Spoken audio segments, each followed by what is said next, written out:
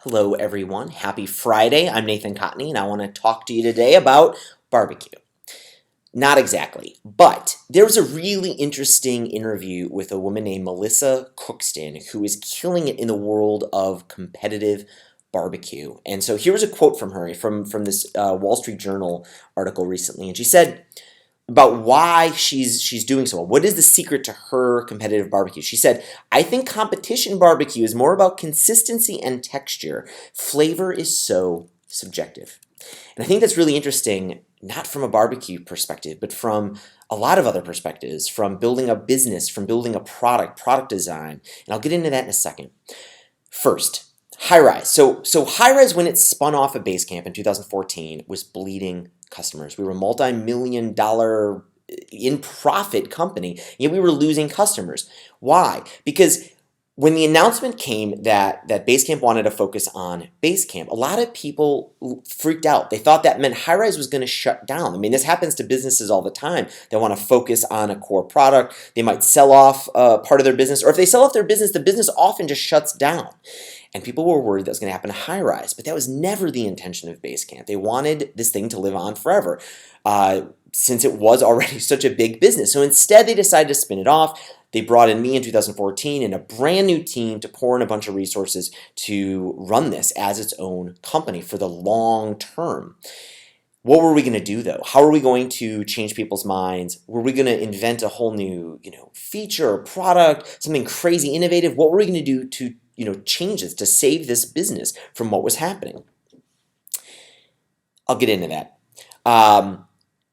I want to get into something that happened interesting in 2012. It was, I think, September 2012. A company named Cadbury mini eggs, Cadbury chocolate, very famous candy and chocolate company. They changed their dairy milk bar that hadn't been changed since like 1905. They changed it, and people started revolting. They said the candy bar was now too sweet. They were pissed. But here's the thing. The recipe for the candy bar didn't change. It was the same chocolate. It was the exact same ingredients. The way it was made was exactly the same. So what did change? Why did people think it was so sweet? So a guy named David Cook, he's a flavor chemist, and he does a lot of research into why things taste the way they do.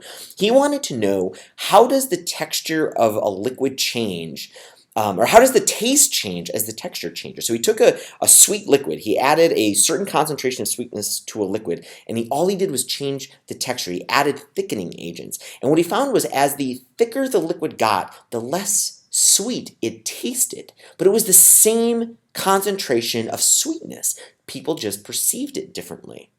So what changed with this candy bar? The shape.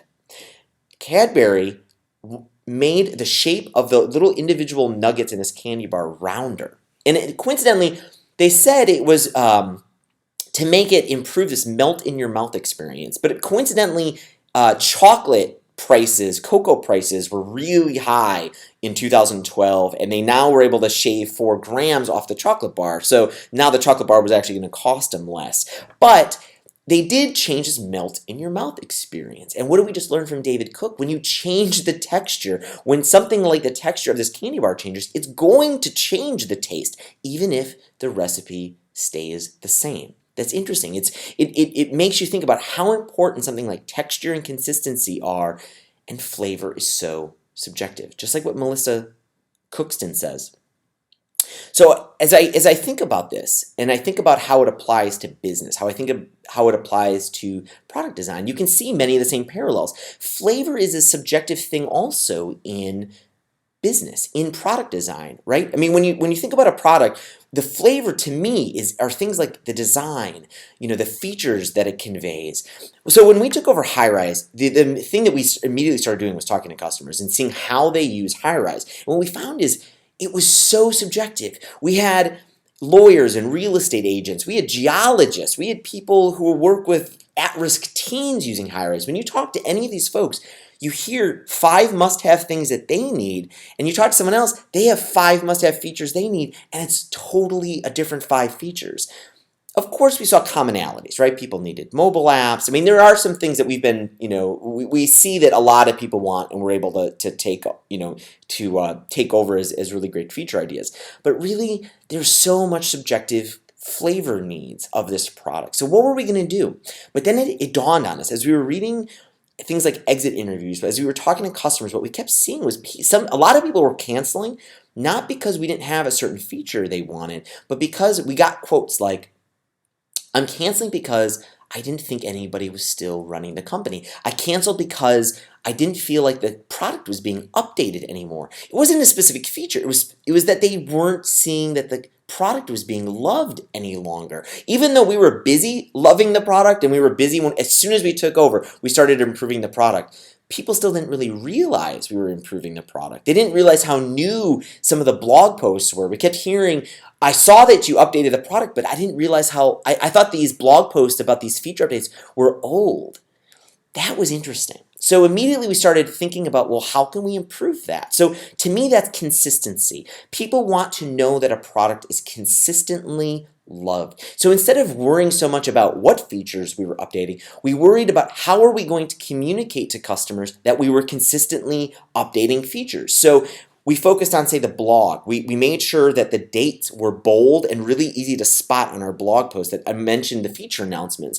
No one should be able to go to a feature announcement and worry that this thing was years ago. They should worry that this feature announcement happened just this week.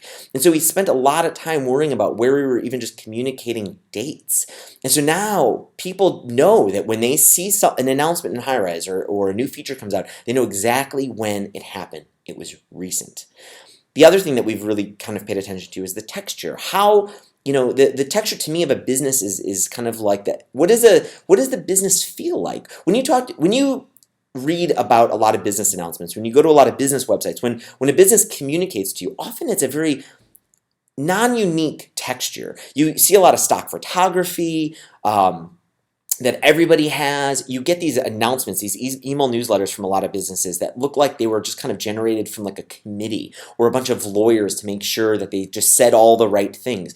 Anybody could have sent it, right? It has a very non-unique, very non-interesting texture. So we really focused on like, well, what can we do to make ourselves have a very unique texture? So the email newsletters that I send out have pictures of my family, have pictures of my 2-year-old child. The onboarding emails that I send out have things that have happened today or things that our team has just done today or this weekend or what we're looking forward to happening this coming weekend. And the result has been awesome. People now email me back with pictures of their own kids or grandkids, or they tell me what they're doing this weekend or what the weather was like. And they respond to me in a very personal way. They now realize that there is a team behind Highrise, very, very human team that is working really hard to improve the product. They know that someone is here to, hold their hand, or they let us know like, hey, something bad happened with the business. We can't afford to, pay the bill this month, but we'll pay you next month, and we can't afford it to get shut down. They know they can come to us with these things because they know there aren't robots or lawyers running this thing. It's a bunch of humans just like them. The results have been awesome. Highrise is growing again. We've completely stopped this crazy flux of customers leaving us. Now we see week after week of customer growth. And it's just been this awesome kind of feedback from customers that they now realize that there's a team of humans consistently paying attention to the product. And it hasn't taken some killer new feature. It hasn't taken something that no one else has thought of, or some new patent strategy of here's all the new innovative things that Highrise is doing that no one's ever thought of. It's just taken texture and consistency. So I think this is some really interesting insight to take back to your business. Are you focusing too much on something that's subjective, on something like flavor that everybody is paying attention to? This is also really interesting because not a lot of people are paying attention to consistency and texture. But if you look at Melissa, if you look at David Cook's research, these things are super important, not just in the food world, that flavor it's not just about flavor, it's about these other attributes that are often overlooked but mean so much to how good a food product is, but it's also important to other things, non-food products and businesses. So I hope that brings something you can kind of think about in terms of improving your own business. And I hope you have an awesome weekend. It is Father's Day this weekend over for me, having a 2-year-old, so I am loving it. I'm loving being a dad and being able to partake in Father's Day now. It's a wonderful time for me and my family to get to enjoy this weekend. So I hope you get to enjoy it. And please share this video. Please subscribe to this YouTube channel. We're doing awesome. This YouTube channel is growing like crazy. We met our growth goal, so now we're going to start investing in some decent camera equipment and some lighting and sound. So this channel videos will get even better. I will see you soon.